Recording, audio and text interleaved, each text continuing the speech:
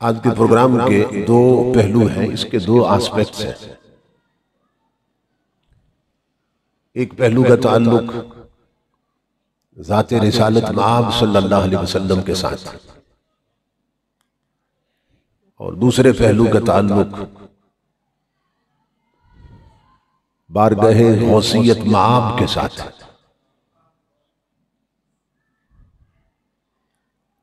एक पहलू का ताल्लुक रसूल आज़म के साथ है और दूसरे पहलू का ताल्लुक गौसे आज़म के साथ।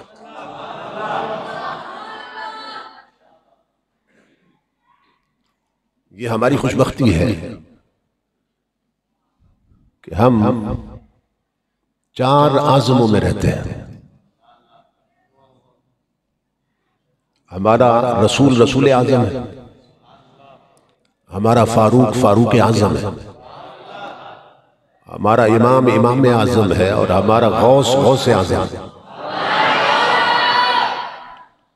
तो ये खुशबख्ती है कि हमारा ताल्लुक और निस्बत इन अजीम शख्सियत के साथ। खुशबख्त और खुशनसीब होते हैं वो लोग जिन्हें अल्लाह रब्बुल इज़्ज़त इस तरह की पाकीज़ा मजालिस में हाजिरी का शरफ अता करता है। इसलिए कि इस चौखट पे आया नहीं जाता बल्कि बुलाया जाता है, और जब बुलाया जाता है फिर नवाजा भी जाता है। नवाजना न हो तो बुलाया नहीं जाता, जब बुलाया जाता है फिर नवाजा भी जाता है। ये खुशबख्ती है कि अल्लाह रब्बुल इज़्ज़त ने पाकीज़ा मजलिस में हाजिरी का शरफ अता किया। मुजव्वज़ा उन्वान पर गुफ्तगू के लिए मुजव्वज़ा उन्वान पर गुफ्तगू के लिए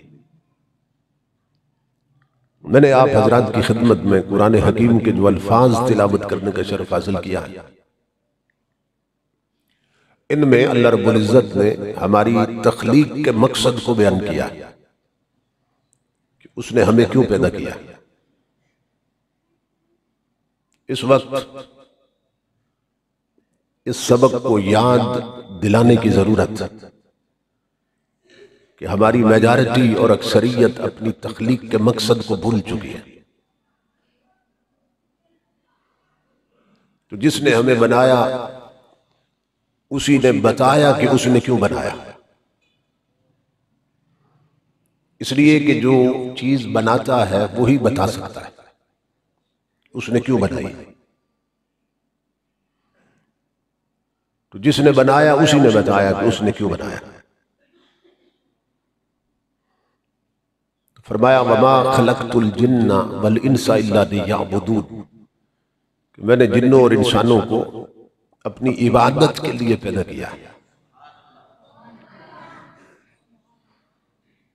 तो हमारी तख्लीक का मकसद क्या है? अल्लाह की इबादत, अल्लाह की बंदगी। आप एक पिन पैक मोबाइल खरीदते हैं ना, तो जब उसका डब्बा खोलते हैं, बॉक्स खोलते हैं, सिर्फ मोबाइल नहीं निकलता, एक बुकलेट निकलती है, एक किताबचा भी साथ होता है। किताबचा यानी किताब का बच्चा, छोटा सा बुकलेट उसको कहते हैं, वो भी साथ होती है। तो वो साथ किताब क्यों रख दी है छोटी सी? इसलिए कि जिसने वो बनाया है ना, उसी ने उस किताब में बताया है कि इसे इस्तेमाल कैसे करना है। अगर उसके बताए तरीकों के मुताबिक इस्तेमाल करेंगे तो फिर तो ठीक रहेगा, और उससे हट जाएंगे तो फिर आप उसे खराब कर देंगे। तो बिला तशबीह बिला मिसाल, जिसने हमें बनाया है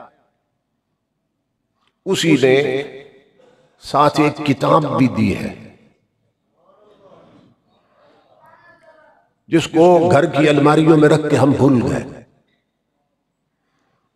और उसी किताब में उस बनाने वाले ने बताया था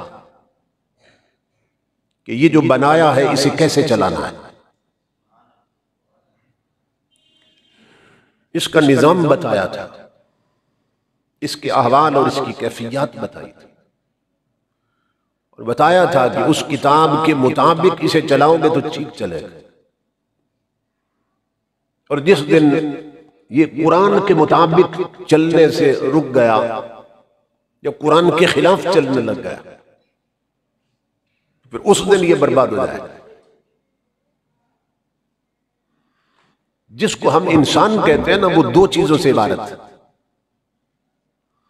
एक ये फिजिकल स्ट्रक्चर है, ये ढांचा और बॉडी है, फिर इसके अंदर रूह भी है।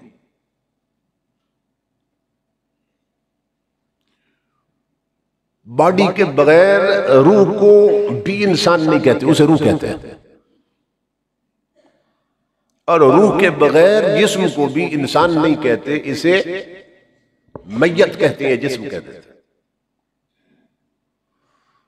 इंसान कौन है? जिस्म भी हो और अंदर रूह भी हो। तो जिस तरह हमारा जिस्म जो है इसकी खुराक है, इसी तरह हमारी रूह की भी खुराक है। अल्लाह रब्बुल इज्जत ने जिस्म जिन चीजों से बनाया है ना, आग, पानी, हवा और मिट्टी, तो वो सारी चीजें अल्लाह ने नीचे से ली है। लेकिन इसके अंदर जो रूह डाली गई है वो कहां से आई है? कुरान पाक में है, यसअलूनका अनिर रूह कुल रूह मिन अम्रि रब्बी। महबूब ये आपसे रूह के बारे में पूछते हैं, आप इन्हें बता दे रूह अल्लाह के अम्र से आई है। आलम अम्र की शय। तो जिस्म उन चीजों से बना जो अल्लाह ने नीचे से लिए। आग नीचे से ली, हवा, पानी, मिट्टी, ये सब नीचे से लिए, लेकिन रूह अल्लाह ने ऊपर से दे दी। अब उसका निजाम देखिए अल्लाह रब्बुल इज्जत का, और उस निजाम का कमाल देखिए कि जिन चीजों से जिस्म पलता है ना, वो अल्लाह ने नीचे रख दिए, और जिस चीज से रूह पलती है वो अल्लाह ने ऊपर से भेजी है। कुरान भी ऊपर से, और इमामुल अंबिया भी ऊपर से तशरीफ लाए। कद जाअकुम मिनल्लाहि नूर, अल्लाह रब्बुल इज्जत ने फरमाया कि बेशक आ गया अल्लाह की तरफ से तुम्हारे पास नूर। तो ये नूर भी ऊपर से आया, जो रिसालत माबी शक्ल में। और वह अनज़लना इलैकुम नूरम मुबीना, और कुरान भी अल्लाह ने ऊपर से नाज़िल किया। तो रूह की खुराक ऊपर से भेजी, चूंकि रूह ऊपर की है, और इसी तरह जिस्म की खुराक अल्लाह ने नीचे रख दी, क्योंकि जिस्म उन चीजों से बना है जो नीचे होती है। लेकिन हम में से अब देख ले, मेजॉरिटी और अक्सरियत, वो जिस्म तो पालती है, इसकी फिक्र भी करती है, बीमार हो जाए तो इसकी दवाई भी लाती है, इसका इलाज भी करती है। मगर कितने लोग हैं जिन्होंने रूह की फिक्र कर रखी है?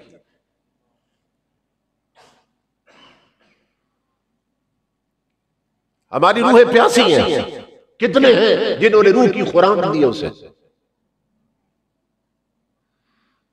हमारी रूहें बीमार हैं, कितने हैं जिन्होंने रूहों का इलाज करवाया? तो हमने ये समझ रखा है कि भाई सिर्फ ये बॉडी जो है बस इसी को इंसान कहते हैं। नबी अकरम सल्लल्लाहु ताला अलैहि वसल्लम की बारगाह में एक बार मलकुल मौत ने अर्ज की थी, हजरत इजराइल अलैहिस्सलाम, कि या रसूल अल्लाह सल्लल्लाहु अलैहि वसल्लम, आका अल्लाह रब्बुल इज्जत ने मेरी ड्यूटी लगाई है कि मैं ना रूह निकालता हूं जिस्म से, और जिस्म को मैं मार देता हूं।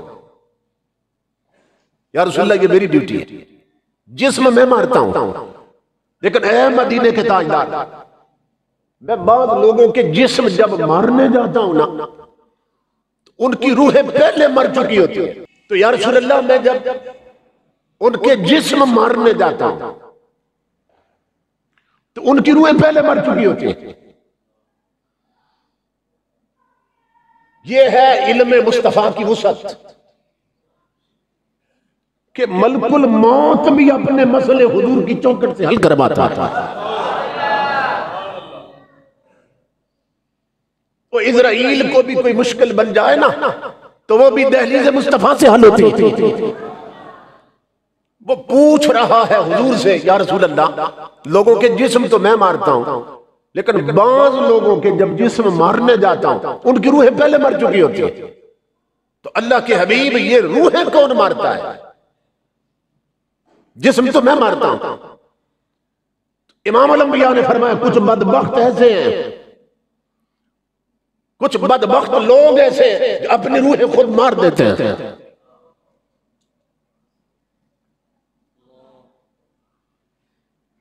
इस वक्त ये मादियत का दौर है, जिस्म पहले जा रहे हैं।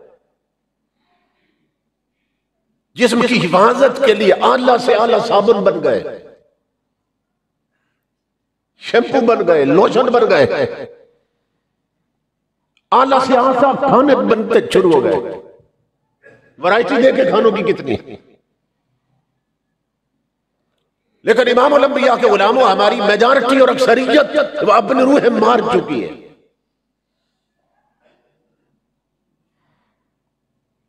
इसीलिए इस मस्जिद के इर्द गिर्द आबादी देखिए और 5 वक्त मस्जिद के नमाजी देखिए कितने,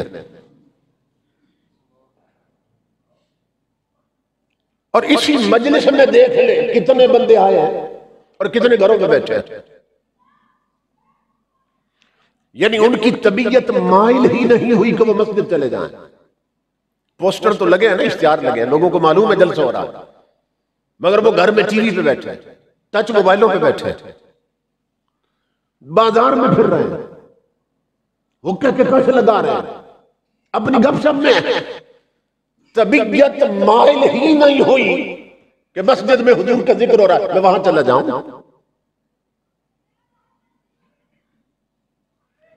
कभी 3 जुमले ना इकट्ठे लिखे जाते थे, इकट्ठे बोले जाते थे। ये 3 सेंटेंसेस खतीब इकट्ठे बोलते थे और अदीब इकट्ठे लिखते थे किताबों में। सुनना गौर से, वो जुमले क्या थे? ये जुमला बोला जाता कि ये हो नहीं सकता कि शमा जले और परवाना ना आए, ये इम्पॉसिबल है, ये मुमकिन नहीं है शमा जले और परवाना ना आए। दूसरा जुमला था, ये हो नहीं सकता फूल खिले और बुलबुल ना पहुंचे। इसी तरह तीसरा जुमला था कि ये हो ही नहीं सकता कि जिक्र मुस्तफा हो और गुलाम ना पहुंचे।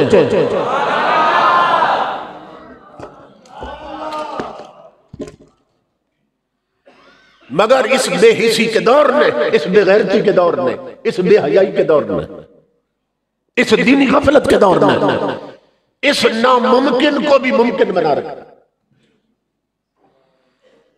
कितने लोग थे जो आ सकते थे मगर नहीं आए, तबीयत माइल नहीं हुई उनकी। क्यों? कि उन बदबख्तों ने गाने सुन सुनकर, फिल्में देख देख कर, आंखों की बदकारी में मुब्तला रह रह कर अपनी रूहें खुद मार दी हैं। उनकी रूहें मर चुकी हैं। तो इमाम अल-अंबिया ने फरमाया कुछ बदबख्त लोग हैं जो अपनी रूहें खुद मार देते हैं। और 3 चीजें बतौर खास हुजूर ने जिक्र फरमाई सल्लल्लाहु अलैहि वसल्लम। हुजूर ने फरमाया एजाबुल मर्इ बिनफ्सिही, फरमाया वो जो घमंडी होता है ना, तकब्बुर करने वाला, किब्र में जिंदगी गुजारने वाला, जो अपने जैसा किसी को नहीं समझता, तनी हुई गर्दन वाला, फिरौनियत का पैकर। तो इमाम अल-अंबिया फरमाते हैं जो मुतकब्बिर और घमंडी लोग हैं वो अपनी रूहें खुद मार देते हैं। और वो लोग जिनके दरवाजों पर कोई फकीर आ जाए और हो मुस्तहिक फकीर और वो उसे दे सकते हो मगर खाली लौटा दे, वो बदबख्त अपनी रूहें खुद मार देते हैं। इसी तरह इमाम अल-अंबिया ने फरमाया कि जिनको अल्लाह ने तौफीक दे रखी हो मगर भाई गरीब हो, उसकी मदद न करे, पड़ोसी गरीब हो उसकी मदद न करे। वो मदद कर सकता हूं अमीर आदमी मगर जरूरतमंदों की मदद न करे। इमाम अल-अंबिया फरमाते हैं वो दौलतमंद वो अपनी रूह खुद मार देता है। आज सूरत हाल क्या है कि हमारे ना अमीर लोगों ने 20-20 उम्रें कर रखे और बाज फख्र से कहते हैं मैंने 25 हज कर रखे, मैं तो हर साल हज पे जाता हूं। और अगर तलाश करो तो उसके गरीब भाई की जवान बेटियां वो घर में बैठी बूढ़ी हो चुकी हैं, रुखसती का सामान नहीं। उसकी बिरादरी के गरीब लोग कई बीमार होंगे जो दवाई को तरस रहे हैं, दवाई के पैसे नहीं उनके पास, और वो 15वीं उम्र पे जा रहा है।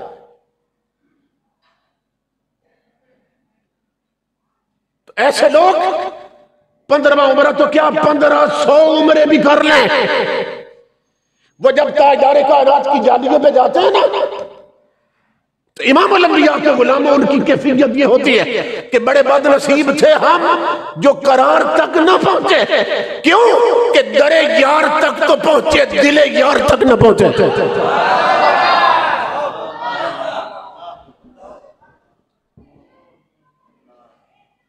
इसलिए कि उम्र तो फर्ज ही नहीं है। साहिब इस्तिताअत पर हज जिंदगी में सिर्फ एक बार फर्ज। इमाम अल-अंबिया के गुलामों जो फर्ज ही नहीं उस पर फेरे से फेरे लगा रहा, वो हज जिंदगी में एक बार फर्ज है, गरीब की मदद हर बार फर्ज है। तो लोगों ने दीन को समझा ही नहीं है। हैरत की बात है, बाज लोगों ने 50-50 उम्र कर रखे, कहते हैं 50 साल से हम हर साल उम्र पे जाते। और तलाश करो तो बिरादरी में कितने गरीब हैं जो बीमार दवाई को तरसते हैं, जो बच्चे हैं वो तालीम को तरसते हैं, जवान बेटियों के बालों में चांदी आ गई, रुखसती का सामान नहीं, और वो मुंह उठा के उम्र पे जा रहा है। और फिर बिरादरी में फख्र करेंगे मैंने इतनी उम्र कर रखी, तेरा एक उम्र भी नहीं हुआ। इसलिए कि दीन तेरी तबीयत का नाम नहीं है, ये कमली वाले की शरीयत का नाम है। तूने अपनी तबीयत को ही दीन बना रखा है। पिंडी में एयरपोर्ट के करीब मेरा खिताब था, तो वापसी पर ना एक इंस्पेक्टर साहब मुझे अपनी गाड़ी में छोड़ने आए घर तक। उन्होंने बताया, काफी साल पहले की बात, उन्होंने बताया कि हमने चंद दिन पहले छापा मारा है तो एक स्मगलर को हमने पकड़ लिया, जखीरा अंदोजी करने वाले और फराडी को। उसने क्या कर रखा था, उसने जंगल की एक जड़ी बूटी है, उसको अगर पीस देना तो बिल्कुल पत्ती जैसी हो जाती, जैसी चाय होती। उसने कोई 70-80 बोरियां तैयार कर रखी थी उस जहरीली बूटी की, जो चाय बना के बेचना चाहता था, और मालूम नहीं कब से कर रहा है। तो हमने जब उसे पकड़ा, तो हमने जब इन्वेस्टिगेशन की और तहकीक की, तो पता चला कि वो बदबख्त 1-2 हफ्ते बाद ना पता नहीं 10वें के 15वें उम्र पे जा रहा है।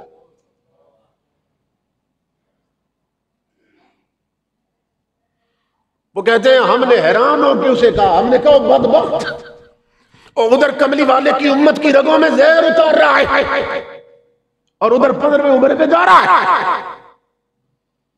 तो कहते हैं कि वो शर्मिंदा भी नहीं हुआ, और किसी शर्मिंदगी के बगैर वो बदबख्त कहने लगा ये मेरा कारोबार है और वो मेरा मजहब है।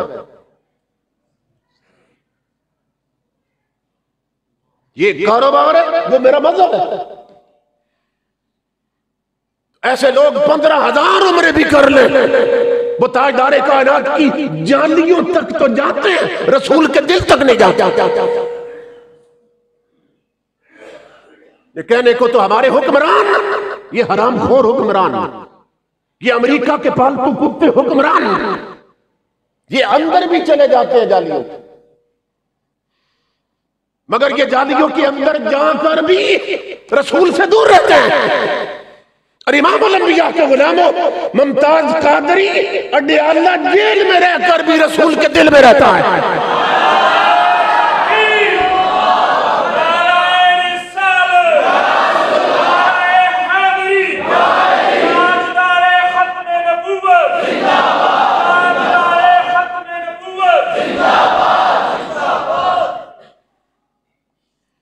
समझ रहे हैं? तो शरीयत में ये जो क्लासिफिकेशन की गई है दर्जा बंदी अमाल की, एक चीज फर्ज के दर्जे में, दूसरी वाजिब के दर्जे में, तीसरी सुन्नत, सुन्नत की फिर 2 किस्में, और फिर आगे चल के मुस्तहब के दर्जे में, मुबाह के दर्जे में। तो ये क्लासिफिकेशन क्यों की गई? जो फर्ज है उसे छोड़ रखा, जो जरूरी है उसे छोड़ रखा, और सबने अपनी तबीयत के अमाल को जब मार रखा।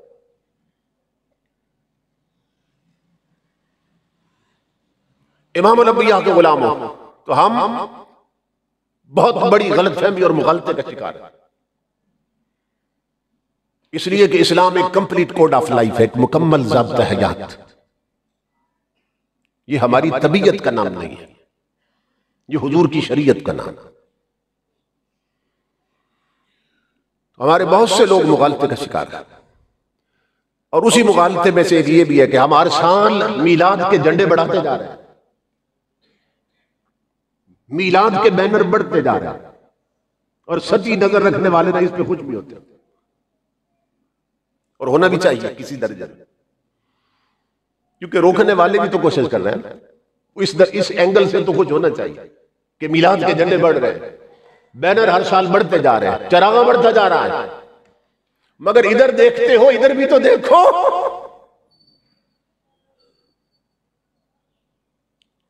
अगर ताजदार कायनात के हम वफादार उम्मती हैं, तो इधर अगर हर साल मीलाद के बैनर बढ़ रहे हैं, तो हर साल हमारी बहू बेटियों के जिस्म के कपड़े घट क्यों रहे हैं?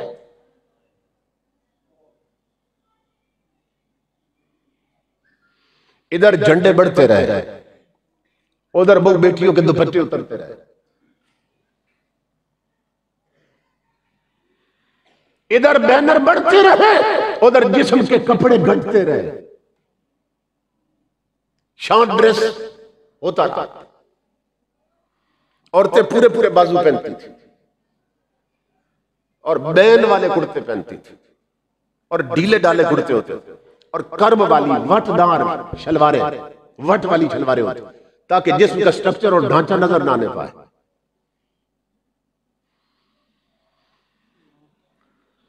ऊपर फिर बड़ी बड़ी चादरें भी होती थी, और बैन वाले कुर्ते औरतें पहनती थी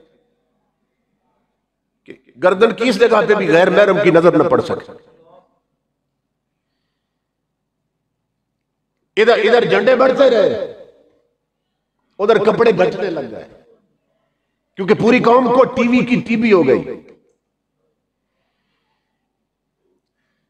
हर आने वाला बेगैरत हुक्मरान उसने इस मुल्क की बेहयाई बढ़ाने में अपना हिस्सा डाला है, कमी नहीं होने दी उसने।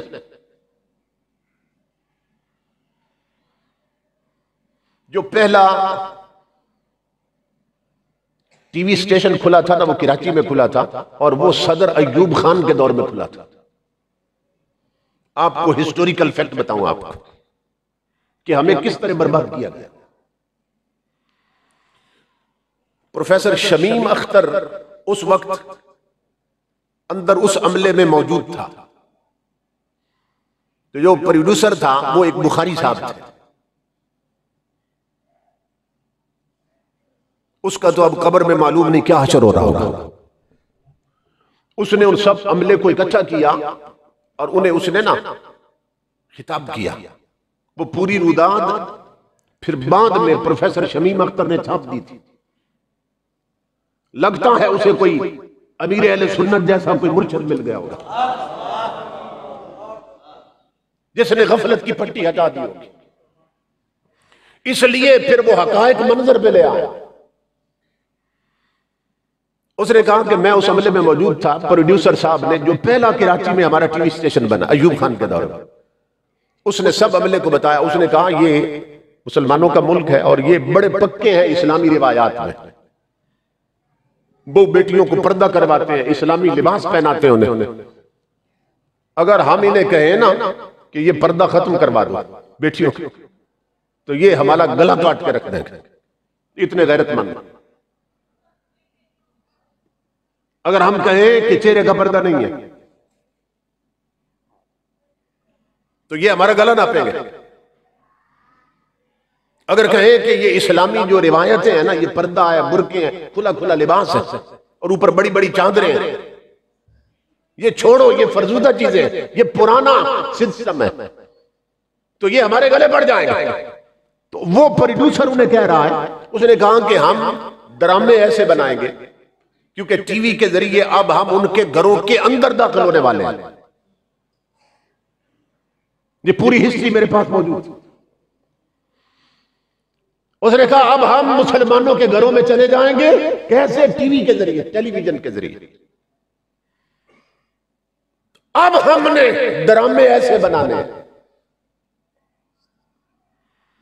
और उसने कहा कि तुम में से जो आगे सामने बैठे थे, जो बंदा थोड़ी सी सूझबूझ पैदा करेगा ना, अरबी की कुछ आयतें रट ले, कुछ थोड़ी सी अरबी ग्रामर पढ़ ले, उसकी तनख्वाह में मैं 200 या 300 रुपए का इजाफा कर दूंगा। उस दौर में वो 200-300 रुपया भी कोई लाख के बराबर था, उसका इजाफा कर दिया जाएगा। और वो जब अरबी जुबान से थोड़ी सी सूझबूझ उसको हो जाएगी, तो फिर यह है कि हम उसे इस्लामिक स्कॉलर बनाकर टीवी के प्रोग्रामों में पेश करेंगे।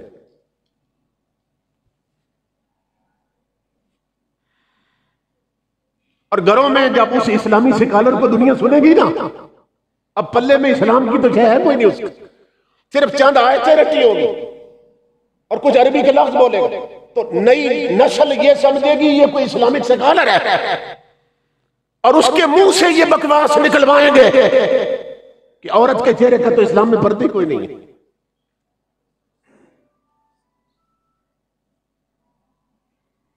ये कराची में ऐसे एंकर्स मौजूद हैं, अब भी मौजूद। रमजान शरीफ में जवान लड़कियों को मेकअप करवा के सामने बिठाया होता है और इस्लामिक प्रोग्राम कर रहे होते हैं। वो आप जानते हैं कौन कौन है? तो ये उस प्लानिंग का हिस्सा है। जब बुनियाद रखी जा रही थी तो उन्होंने कहा हम आलिम नहीं होंगे मगर उन्हें आलिम बना के पेश करेंगे। और फिर उसने कहा ड्रामे ऐसे बनाने हैं, ये पगड़ी, ये टोपी, ये दाढ़ी सुन्नत के मुताबिक, ये ढीला ढाला लिबास। उसने कहा ये मुसलमानों की पहचान है मोहम्मद अरबी के गुलामों को। उसने कहा तो हम ड्रामों में क्या दिखाएंगे कि चोरों और डाकुओं के जो किरदार होंगे ना, उन्हें हम दाढ़ियां रखवाएंगे और पगड़ियां बांधेंगे, और जो पॉजिटिव कैरेक्टर होंगे, अच्छे किरदार ड्रामों में और फिल्मों में, वो हम क्लीन शेव लोग दिखाएंगे, पेंट कोट वाले, पेंट शर्ट वाले, टाई वाले, ताकि नई नस्ल के ज़हन में ये बात बैठ जाए कि पगड़ियों दाढ़ियों टोपियों वाले चोर होते हैं और डाकू होते हैं, और ये क्लीन शेव लोग, ये जिनकी शक्लें यहूदी और काफिरों जैसी हैं और उनके लिबास में बलबूस, भाई ये अच्छे होते हैं और ये शरीफ लोग होते हैं। अंजाम गुलामी क्या कहिए, बर्बादी सी बर्बादी है। जो दर्स है बतहा ने दिया वो दर्द पढ़ाना भूल गए। इबरत का मुरक्का ये पस्ती और काबिल हैरत ये मस्ती, औरों को जगाना याद रहा खुद होश में आना भूल गए।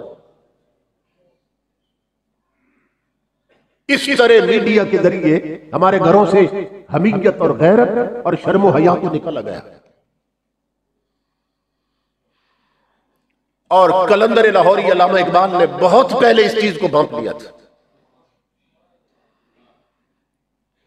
इकबाल कहता है इन काफिरों की प्लानिंग ये है कि ये फाका काश जो मौत से डरता नहीं जरा, रूह मोहम्मद इसके बदन से निकाल लो।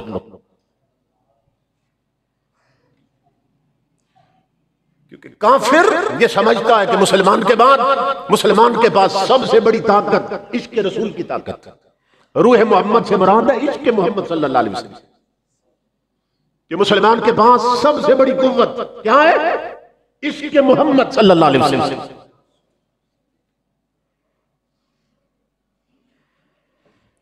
एक आशिक का मंजर देखा है कि नहीं देखा? समझ रहे? वो उसकी टांगे नहीं थी इमाम अल अंबिया के गुलामों, मगर वो डी चौक और फैजाबाद के धरने में टांगों से नहीं पहुंचा, इश्क मुस्तफा की ताकत से पहुंचा है।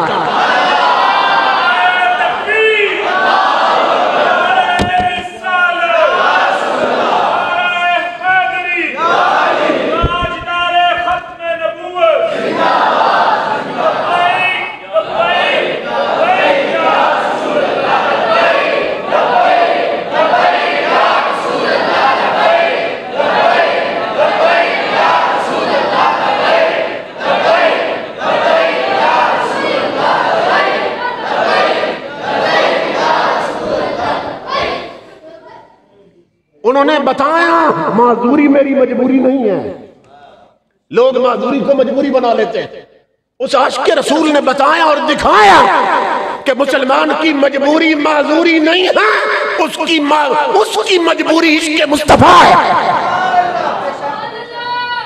उसकी सबसे बड़ी मजबूरी हुजूर की गुलामी है। तो दुनिया हैरान थी कि ये क्या कर लेगा व्हील चेयर पे बैठने वाला, मगर उसने कंटेनर की सियासत नहीं की, उसने मैदान की सियासत की। वो नंगे आसमान के नीचे सीना तान के बैठा और कुफर को ललकारता रहा। और फिर मदीने से खैरात आई तो इमाम उल अंबिया के गुलाम दुनिया ने देखा कि वो जब धरने में गरजता था तो अमीरुल मुजाहिदीन लगता था, जनाजा उठा तो अमीरुल मोमिनीन लग रहा था।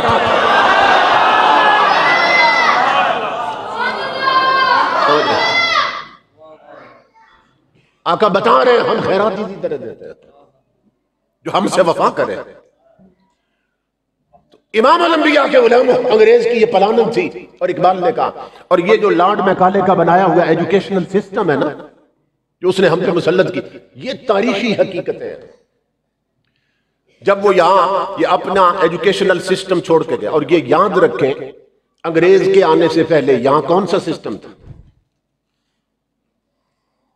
यहां जो तालीम दी जाती थी ना, वो हुजूर की शरीयत के पस मंजर में दी जाती थी अंग्रेज के आने से पहले। जब अंग्रेज आया है उसने जॉब ओरिएंटेड एजुकेशन का निजाम वज़ा किया। जॉब ओरिएंटेड एजुकेशन क्या मतलब? मुलाजमत रुखी तालीम। अगर बचपन में मां बाप ने फैसला कर लिया ना कि बेटे ने डॉक्टर बनना है, तो अंग्रेजों ने क्या किया? उन्होंने कहा जिसने डॉक्टर बनना है उसको डॉक्टरी पढ़नी चाहिए, शरीयत पढ़ने की क्या जरूरत? शरीयत अलग कर दी डॉक्टरी से। जिसने इंजीनियर बनना है वो इंजीनियरिंग का कोर्स पढ़े ना, उसको शरीयत पढ़ने की क्या जरूरत? ये अंग्रेज ने प्लान करके शरीयत निकाल दी हमारे सिलेबस।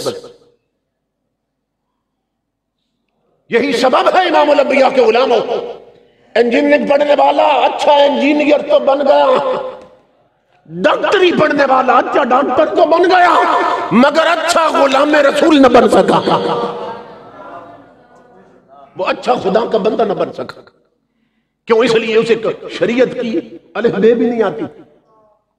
उसने शरीयत पढ़ी होती तो समझ होती ना कि शरीयत क्या है। ये कुछ अरसे पहले की बात है, कमिश्नर का बाप मर गया। कमिश्नर का, ये डीसी से भी ऊपर का अफसर है। हमारे मुल्क की बर्बादी क्यों हो रही है? ये सोचो कैसे कैसे अफसर आ गए। कमिश्नर का बाप मर गया तो जब जनाजा गाह में उसके बाप का जनाजा रखा गया ना, तो कमिश्नर बाप की मैयत के सामने खड़ा था कतार में। मेरे एक दोस्त पास खड़े थे उसके। कमिश्नर साहब ने जेब से रुमाल निकाला और उसको खोल कर ना रुमाल को जमीन पे सामने बिछा दिया उसने। तो मेरे दोस्त पूछने लगे, कमिश्नर साहब ये आपने रुमाल जमीन पे क्यों रख दिया वहां फैला के? पाकिस्तान का कमिश्नर कहने लगा, उसने कहा नीचे दरी भी कोई नहीं है और चटाई भी कोई नहीं है, तो जब सजदा करेंगे तो मुंह गंदा हो जाएगा।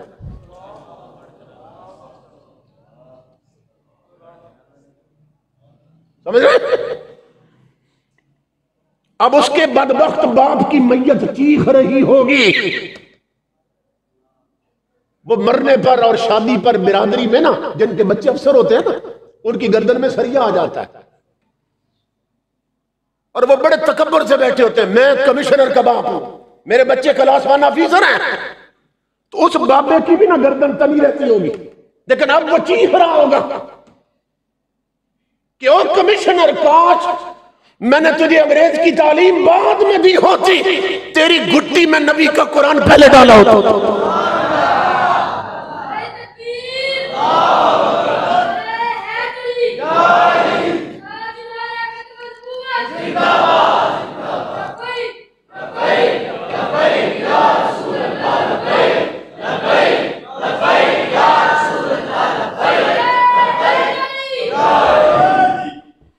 कि तू कमिश्नर बन गया बदबख्त, और तुझे यह भी मालूम न हो सका कि नमाज जनाजा में सजदा होता भी है कि नहीं होता।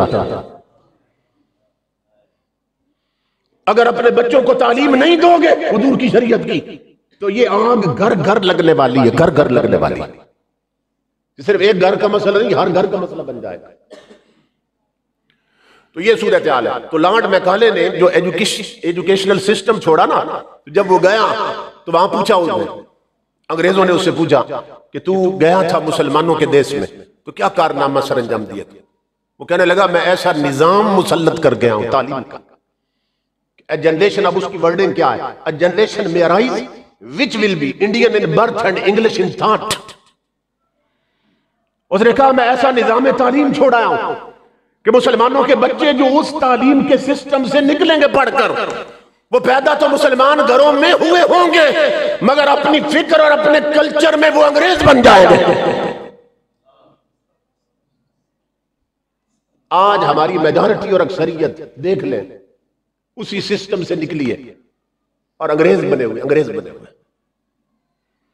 मैंने खुद ना ये पंजाब यूनिवर्सिटी लाहौर से मास्टर की डिग्री ली है, एज ए रेगुलर स्टूडेंट मैं यहां पढ़ता रहा, तो ये सारा माहौल मैंने देखा हुआ है। इमामुल अंबिया के गुलाम,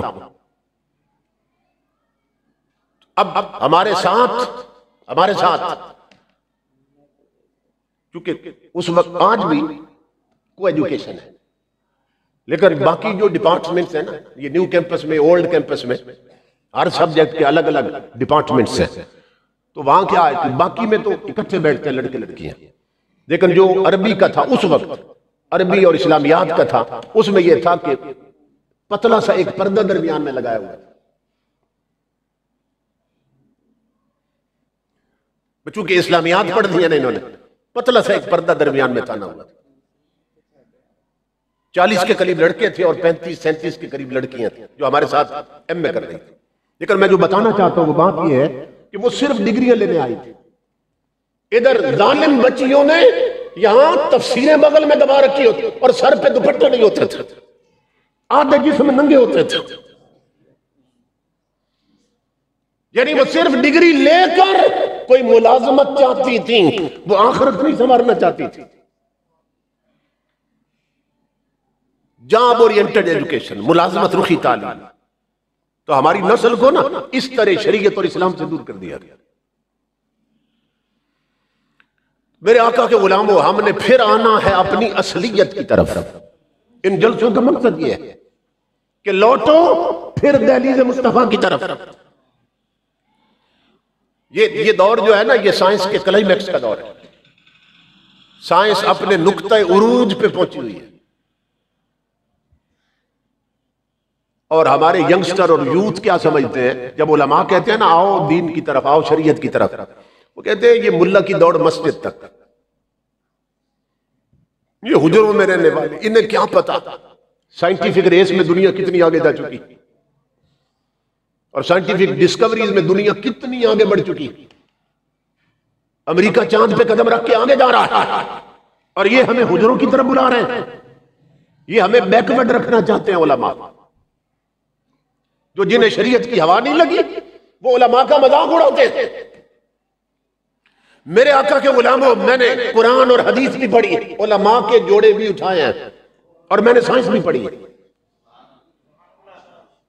मदरसों के टुकड़े भी खाए, यूनिवर्सिटी तक भी पहुंचा। मैं अला वजह बसीरत कह रहा हूं, अल्लाह की इज्जत की कसम लोगों, ये साइंस के उरूज का दौर है, मगर इस उरूज के दौर में भी जिस मुकाम पर साइंस की इंतहा हो रही है, वहां से नालैन मुस्तफा की इब्तिदा हो रही है।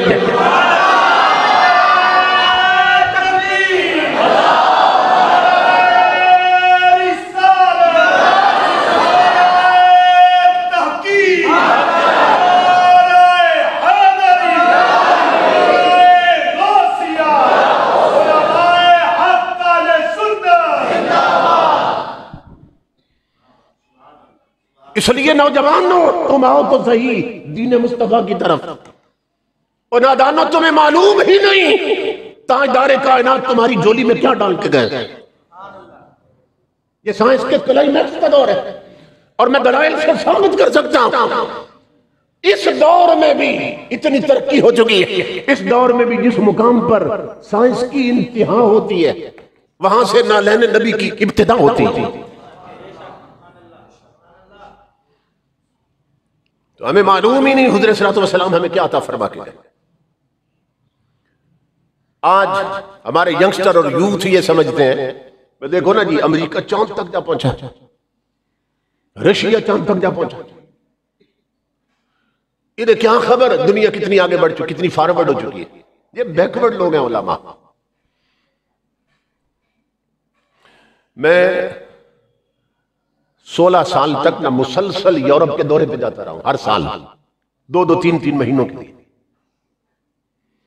तो मैंने बड़े करीब से उनका कल्चर देखा है, उनकी यूनिवर्सिटियां देखी, उनका सिलेबस देखा, उनकी लाइब्रेरियां देखी।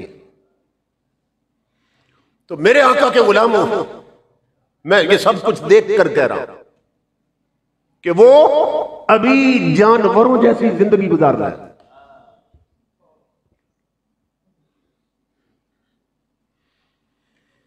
और लोग ये समझते हैं इतनी तरक्की कर गए, उन्हें तो अभी जिस्म को साफ रखने का तरीका नहीं आता। जिस नेशनल कोच में मैं जाता था बर्मिंघम से स्कॉटलैंड का आखिरी शहर है डंडी, ग्लासगो से गुजर कर आगे डंडी आता था। तो बाज दफा मैं अकेला होता था तो सब अंग्रेज बैठे होते थे। अल्लाह की इज्जत की कसम मजबूरी होती थी ना, प्रोग्रामों खिताब के लिए जाना पड़ता था, लेकिन ऐसे लगता था कि जानवरों के बाड़े में आ गया। बस में इतनी बू आ रही होती थी।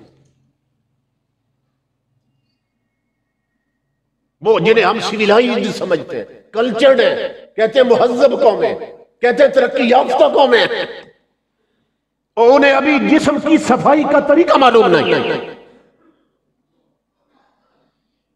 वो पानी से इस्तेंजा नहीं करते पेशाब के बाद, वो टिश्यू पेपर इस्तेमाल करते, और जो गंदगी है जिस्म के साथ मली जाती है। सिर्फ उनकी गोरी रंगत न देखते, सबसे बढ़कर वहां स्किन डिजीजेज है, जिल्द की बीमारियां। अंग्रेज औरतें, अंग्रेज मर्द कुछ उम्र के बाद उनके जिस्म की खाल ऐसे होती है जैसे गधे की खाल। हमने तो करीब से देखा। तो नई नस्ल ये समझती है कि बड़ी तरक्की कर गए, चांद तक जा पहुंचे, क्योंकि हुजूर गौसे आजम के साथ भी निस्बत है। अब सुनिए गौर से, हुजूर गौसे आजम की घर में जो खादिमा थी ना बचपन में, जब गौसे आजम अभी बच्चे थे, तो वो जो घर में खिदमत करती थी, गौसे आजम को उठाया करती थी। तो जब गौसे आजम जवान हुए तो वो बुजुर्ग औरत एक दिन न मिलने के लिए आई गौसे आजम को रज़ी अल्लाह ताला।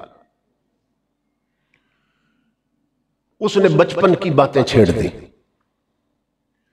बचपन की बातें छेड़ दी और कहने लगी, बेटा अब्दुल कादिर, आपके बचपन की एक बात पूछनी है, उस वक्त नहीं पूछ सकी थी और दिल में एक सवाल चुभ रहा है आप तक। आपने फरमाया अम्मा पूछो। उसने कहा कि बचपन में एक बार बच्चों से आप आंख मचोली खेले थे। ये बच्चे छुपना छुपना खेलते हैं ना, फिर बारी बारी सब जो है वो ढूंढते हैं। तो बेटा आप खेले थे बच्चों के साथ, जिसको हाइड एंड सीक कहते हैं, छुपना छुपना।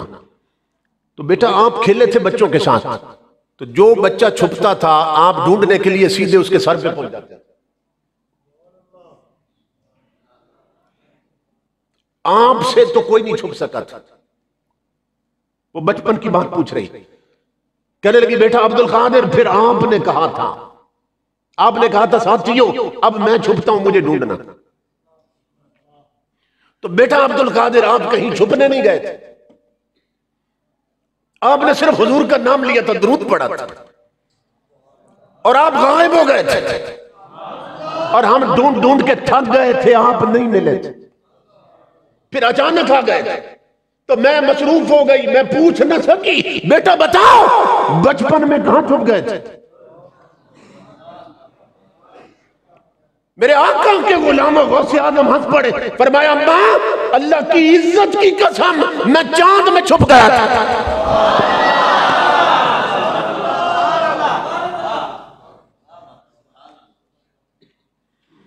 और यूरोप की तरफ देखने वालों और अमेरिका की तरफ देखने वालों कि अमेरिका पर चांद ने पहले कदम रखा है। तू अपनी तारीख नहीं पढ़ता नादान, पीछे मुड़ के देख, तेरी कौम की मां ने ऐसे ऐसे बच्चे जने हैं जो चांद पर आंख मचोली खेलते रहे। तुझे क्या खबर? तो गौसे आदम हंस पड़े, फरमाया अम्मा अल्लाह की इज्जत की कसम मैं तो चांद में छुप गया था। वो सादा सी औरत, देहाती औरत, वो हंसकर हैरान होकर पूछने लगी, बेटा अब्दुल कादिर अब भी चांद में छुप सकते हो? गौसे आदम हंस पड़े, फरमाया अम्मा कैसी सादा बातें करती। और अम्मा वो मेरा बचपन था जब मैं चांद में छुपता था। मां अब बात बड़ी आगे निकल चुकी है, अब बात बड़ी आगे बढ़ चुकी है। पूछा वो क्या है? फरमाया अम्मा अल्लाह की इज्जत की कसम अब हजारों चांद अब्दुल कादिर में छुपे रहते हैं।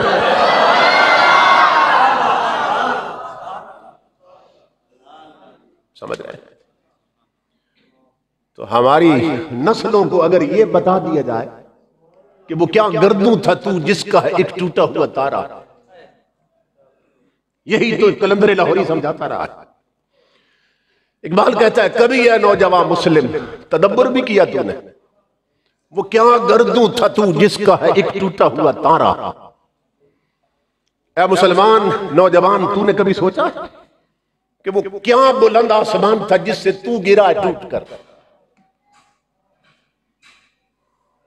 वो क्या गर्दू था तू जिसका है एक टूटा हुआ तारा। तुझे उस कौम ने पाला है आगोश मोहब्बत में, कुचल डाला था जिसने पांव में ताजे सरेदार, और गंवा दी हमने जो असलाफ से मीरास पाई थी। सुरैया से जमीन पर आसमान ने हमको दे मारा, मगर वो इल्म के मोती किताबें अपने आबा की जो देखे उनको यूरोप में तो दिल होता है सिपारा। इकबाल कहता है किताबें मेरे बड़ों ने लिखी थी, हमारे बड़ों ने लिखी थी, मगर हमारी किताबें बड़ों की लिखी हुई वो यूरोप की यूनिवर्सिटियों में पढ़ाई जा रही थी। बर्मिंघम यूनिवर्सिटी में मैं गया तो वहां अंग्रेज लड़कों ने शेख मोहिउद्दीन इब्न अरबी पर पीएचडी कर रखी है, और हमारी नई नस्ल को मालूम ही नहीं शेख अकबर कौन है।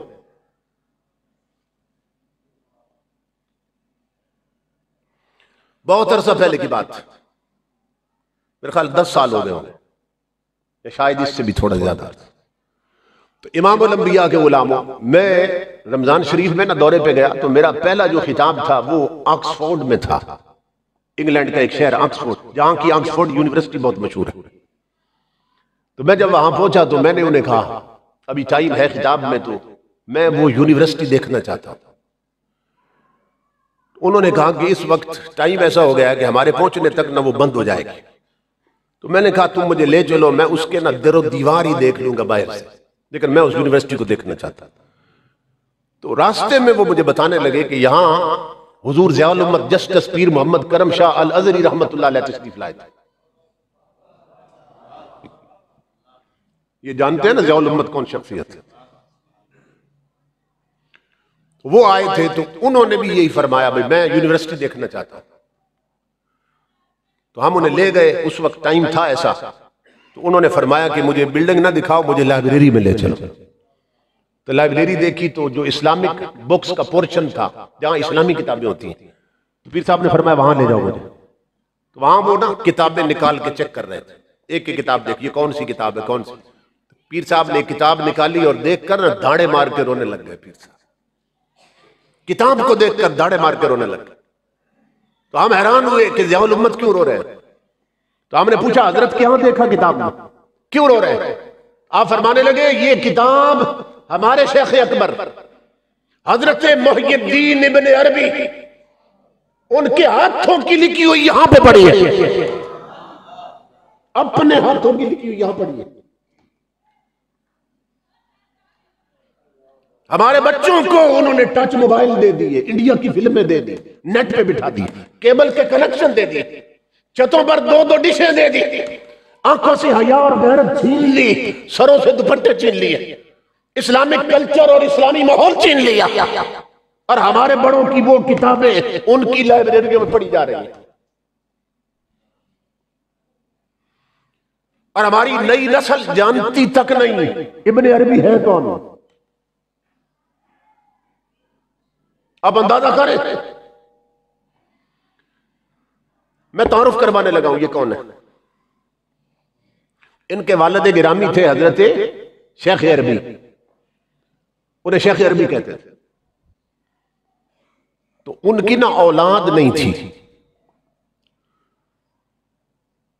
तो वो हुजूर गौसे आजम का जमाना था, तो वो औलाद की दुआ कराने के लिए बगदाद शरीफ गए हुजूर गौसे पाक के पास। हुजूर गौसे आजम की बारगाह में क्यों गए कि औलाद के लिए दुआ करवाए। इसका मतलब यह है औलियाए किराम के पास अपनी हाजत लेके जाना ये बरेली से शुरू नहीं हुआ, मेरे गौस के बगदाद में भी था, और पीछे चले जाओ तो हुजूर के मदीने में भी था।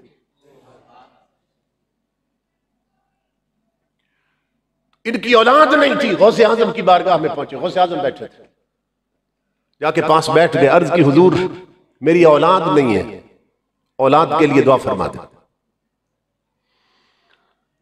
गौसे आजम ने ना मुराकबा किया या ऊपर देखा, तो गौसे आजम ने फरमाया कि शेख अरबी औलाद नहीं हो सकती। उन्होंने कहा हजरत क्या वजह, क्यों नहीं हो सकती। कहने लगे कि तकदीर की तख्ती खाली है तेरी, तकदीर की तख्ती में तेरे हिस्से में औलाद लिखी नहीं है, तो हो कैसे। वहां कुछ लिखा हो तो मिलता है, तो लिखी नहीं है औलाद तेरी तकदीर में, इसलिए नहीं हो सकती। ये बंदे समझदार थे ना, और करीब हो गए गौसे आजम, अपने हाथ कदमों पे रखे और अर्ज की हुजूर अगर वहां लिखी होती तो फिर यहां आने की जरूरत क्या थी। फिर तो घर बैठे मिलती है जो वहां लिखी हो। आपके पास इसलिए ले आया हूं, इसलिए आया हूं, नहीं लिखी तो लिखवाए ना। बस ये बात की, गौसे आजम जलाल में आ गए, फरमाया शेख अरबी उठो और मेरे पीछे बैठे और अपनी पुश्त जोड़ो मेरी पुश्त के साथ, पुश्त लगाओ। वो उठे और पुश्त साथ लगा दी गौसे आजम। गौसे आजम ने जलाल और जज्बात में फरमाया शेख अरबी सुनो, अल्लाह की इज्जत की कसम, और मेरी पुश्त में एक ही बेटा रह गया था, जा तुझे अता कर दिया। समझ रहे? 1 साल के बाद शेख अरबी ने इब्ने अरबी को उठाया हुआ था। ये जिनकी किताब ऑक्सफोर्ड की लाइब्रेरी में पड़ी है, ये गौसे आजम की हुक्मी औलाद है, जिन पर अंग्रेज बच्चे पीएचडी कर रहे हैं, और तुम टच मोबाइलों में आंखों की बदकारी में मुब्तला बैठे हो।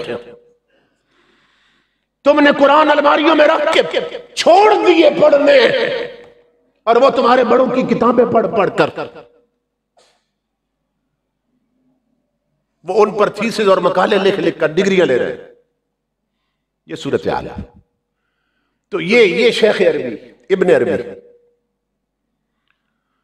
अब ये हुजूर गौसे पाक के हुक्मी बैठे हैं, आपकी हता है ना। अब ये कुरान पाक की तफसीर लिख रहे थे। जब सूरह यूसुफ की इस आयत पे पहुंचे ना, वो जहां जुलेखा हजरत यूसुफ को 7वें कमरे में ले गई थी, और कालत है तलक कुरान में है कि फिर उसने अपनी ख्वाहिश का इजहार किया, बंद कमरे में ले गई 7वीं कोठड़ी में, अपनी ख्वाहिश का इजहार किया।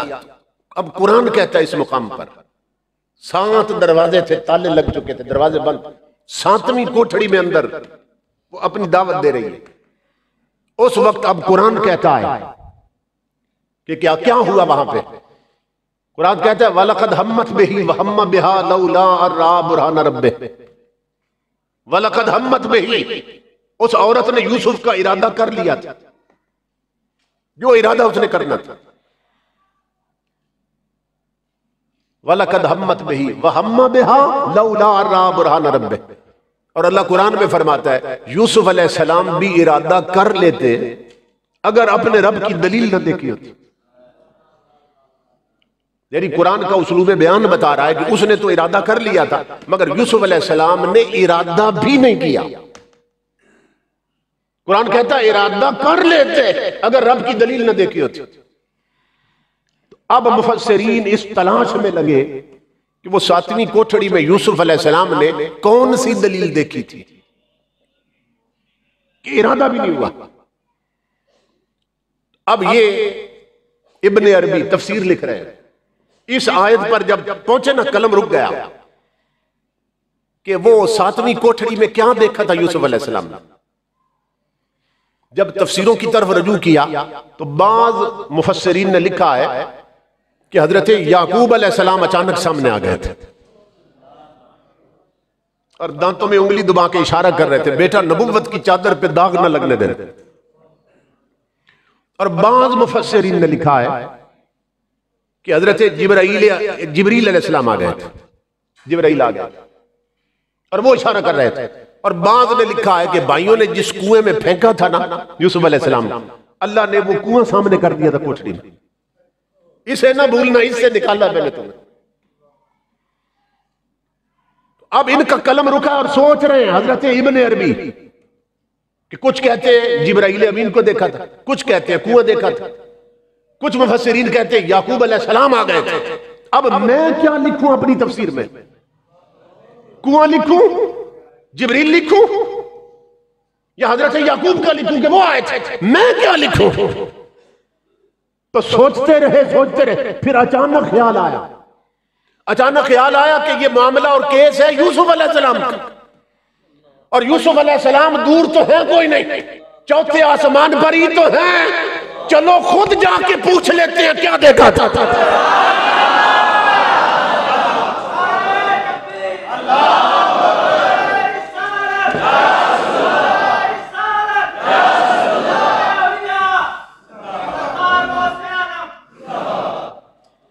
मेरे आका के गुलामों, ये मेरे गौस की अता ने वो कलम वहीं पे रख दिया, कागज वहीं छोड़े, आका पे दुरूद पड़ा, जंप लिया, इतना बुलंद हुए, चौथा आसमान पीछे रह गया, ये आगे निकल गए।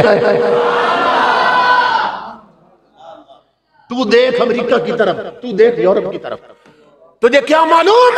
और तेरी कौम की माओ ने ऐसे ऐसे बच्चे जने हैं जो एक कदम उठाकर दूसरा कदम चौथे आसमान पे रखते थे। इसलिए गौसे आजम की मजलिस में आने वालों, आका के मिलाद में आने वालों, अपनी औलाद की घुट्टी में सबसे पहले हुजूर का दीन और शरीयत रखो। अगर चाहते हो तुम्हारी नस्लों में मदीने वाले का फैज चलता रहे और तुम्हारे बच्चों की गर्दनों में गुलामी रसूल के तौक और पटे रहे, तो फिर अपने आप को हुजूर की चौखट पे गिरा था। और ऐसे जुड़ जाओ हुजूर की शरीयत के साथ कि दुनिया की कोई ताकत तुम्हें हुजूर से जुदा न कर सके। और अमीरुल मुजाहिदीन का वो सबक दिल पे लिख लो तो उन्हें जाना, उन्हें माना, न रखा गैर से काम। बस उन्हें जाना, उन्हें माना, न रखा गैर से काम। लिल्लाहिल हम्द में दुनिया से मुसलमान गए। अपने ईमान की हिफाजत की जरूरत है। अल्लाह रब्बुल इज्जत मेरे दोस्तों को, भाइयों को सलामत रखे।